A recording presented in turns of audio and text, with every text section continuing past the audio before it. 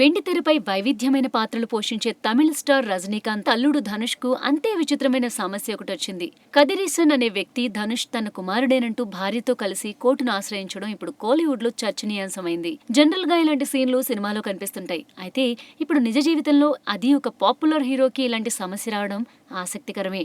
ఇప్పుడు ఈ సమస్య కోర్టు చేరడంతో విషయం సీరియస్ గా మారింది. ఈ కేసులో ధనుష్ మద్రాస్ హైకోర్టుకు కూడా హాజరయ్యాడు.